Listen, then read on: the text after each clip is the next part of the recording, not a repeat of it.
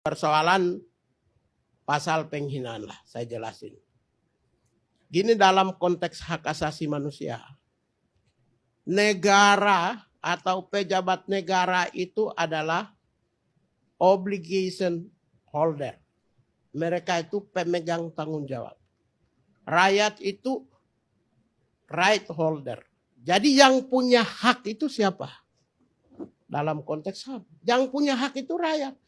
Pemerintah ada hak nggak? Nggak ada. Jadi kalau ada pemimpin yang menyampaikan, saya punya hak dong. Nggak ada, kamu tidak ada hak. Di dalam konteks hukum HAM internasional. Tidak punya hak, tidak diberikan hak. Kenapa tidak diberikan hak? Satu, pejabat negara telah dilindungi secara hukum. Diberikan otoritas, diberikan fasilitas, diberikan uang, diberikan jabatan. Rakyat tidak berdaya, maka di dalam hukum HAM internasional dikasih tugas kewajiban kepada pejabat negara tersebut ada 3 tugas.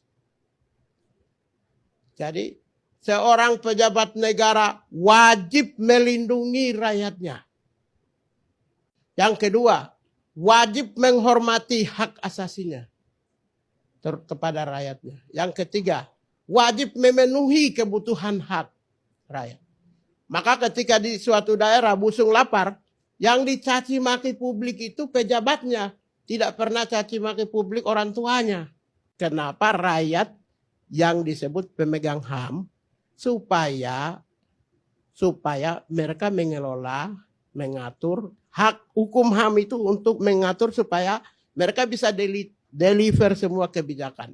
Menyangkut perlindungan, penghormatan, dan pemenuhan hak asasi manusia kepada warganya. Menghina seorang presiden itu, presiden tidak punya hak kok. Karena dia sudah kawin dengan negara dan negara telah melindungi presiden itu dengan segalanya. Dari sisi hukum, dari sisi otoritas, kewenangan, pas pampres, sampai oleh partai-partai politik. Dia sudah terlindung secara otomatis. Karena itu kenapa harus dia diberikan privilege khusus yang milik rakyat. Dia bisa mengadukan kepada rakyat. Tidak bisa. Itu namanya abuse of power. Menggunakan kewenangan dan otoritasnya untuk mengancam rakyat. Khusus yang menyangkut tentang pasal penghinaan. Ditiadakan, dihapus saja. Ini sesuai dengan filosofi bangsa.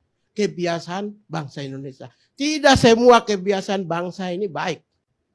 Tapi juga ada kebiasaan bangsa ini yang benar. Itu dijembatani dengan demokrasi, nilai-nilai hak asasi manusia, ya perdamaian dan keadilan. Karena itu kita hibrid dari dunia modern. Itu juga kita tidak berdosa. Kenapa harus kita bangga? Kalau ternyata kebanggaan kita itu merusak tatanan.